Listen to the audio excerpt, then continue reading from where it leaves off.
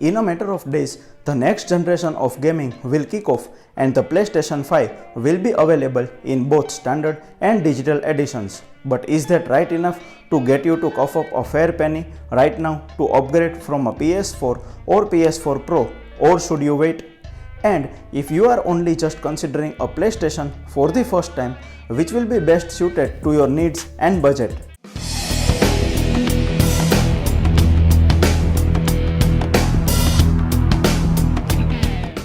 Hey guys, what is up? This is Dhruval Patel. Welcome to my channel Technocrat Dhruval. In this video, I will talk about PlayStation 5 versus PS4 or PS4 Pro.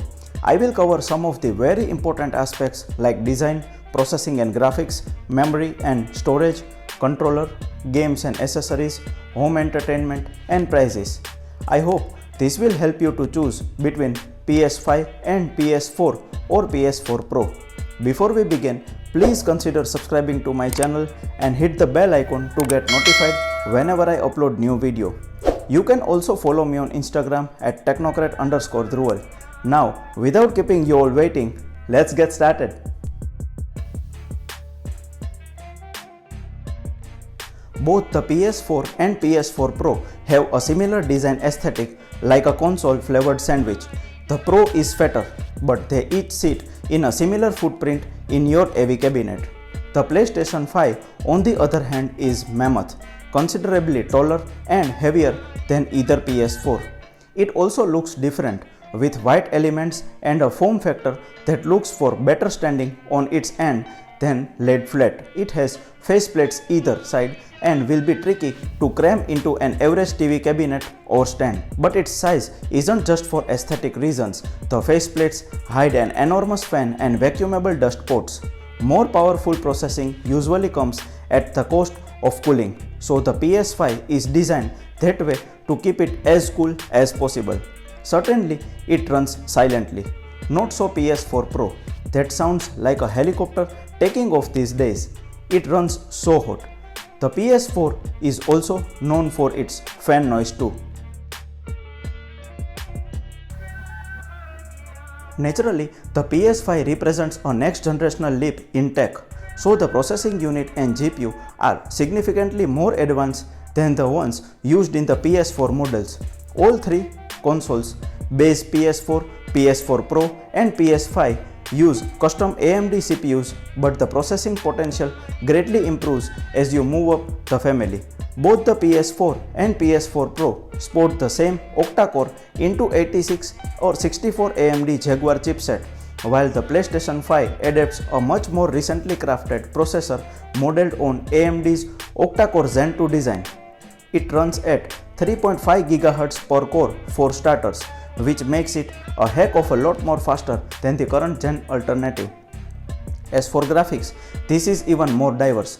While all feature Radeon chips, the standard PS4's GPU is capable of 1.84 teraflops, the PS4 Pro 4.22 teraflops. In comparison, the PS5 has 10.3 teraflops of power running across 36 compute units available for developers to make the most of. Now you might be wondering, what is teraflops? Well, teraflops stands for teraflop. Unlike gigahertz, which measures a processor's clock speed, teraflop is a direct mathematical measurement of a computer's performance. Specifically, a teraflop refers to the capability of a processor to calculate 1 trillion floating point operations per second. Saying something has 6 teraflops, for example, means that its processor setup is capable of handling 6 trillion floating point calculations every second on average. Basically, this means the PS4 maxes at a 1080p resolution, the Pro at 4K and is most comfortable at 30 FPS. The PlayStation 5, on the other hand, is capable of full 4K 60 FPS gaming, even 120 FPS, games permitting. There is also potential for 8K resolutions somewhere down the line, but it could be years, not months, before we see anything of the sort. It also has the ability for games to use ray tracing visual technology, which makes for much more accurate lighting effects. The PS4 models are not compatible with that relatively new tech. RAM will also make a difference in terms of speed and number of processes each console can handle at once. The PS4 and Pro models each include 8GB of DDR5 RAM, while the PS5 ups the game to 16GB of GDDR6. Storage too will make a considerable difference considering its use in the PS5. The base model of the PS4 incorporates 500GB of HDD storage, while an enhanced version ups that to 1TB, much like the one found inside the PS4 Pro. And although the PlayStation 5 will come with slightly less storage capacity than the Pro, the 825GB, it uses solid-state drive SSD technology instead. This is considerably faster read and write times, making games load in just a few seconds, both when you start them up and during play. All of the PlayStation consoles can be upgraded through USB with an external hard drive to greatly increase capacity, although native PS5 games will not run from an external drive, only PS4 titles through back compatibility.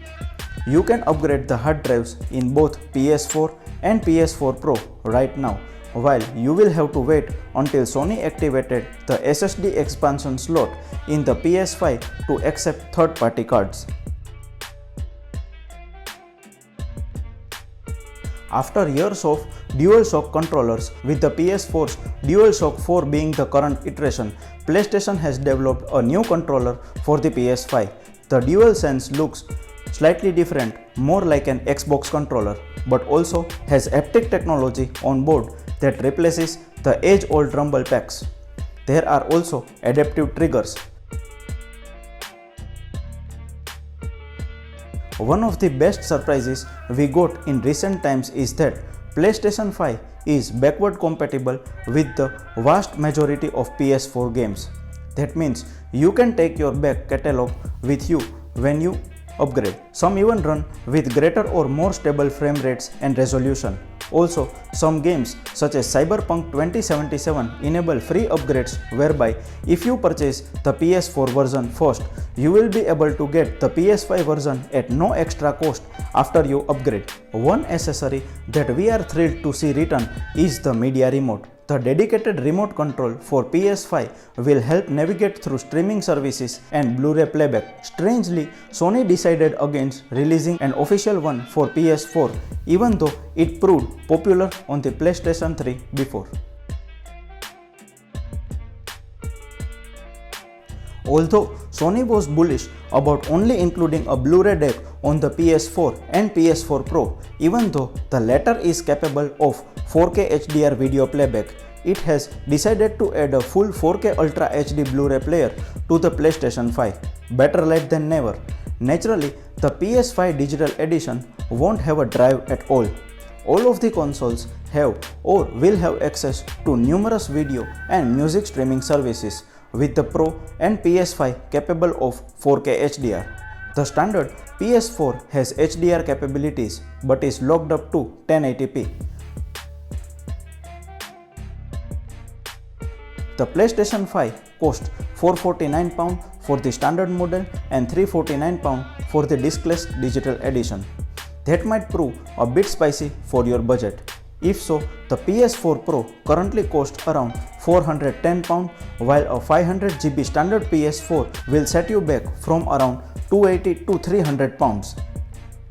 That's clear that the PS5 makes for a big shift in gaming graphics and potential, but it is worth considering that traditionally, the first wave of next generation games have always been available on the previous generation too. And with such incredible machines already available, you might not feel the itch to upgrade just yet. Still, the PS5 is a proper powerhouse of a machine that is truly future-proof. So guys, I hope this video was useful and will help you make the right decision while buying PlayStation. Thanks for watching. If you have any questions, please drop it in the comments below. Like this video and share it with everyone. If you want this type of useful and interesting videos regularly, then please subscribe to my channel and don't forget to hit the notification bell to get notified whenever I upload new video.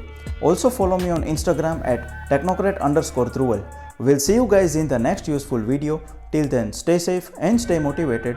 Peace.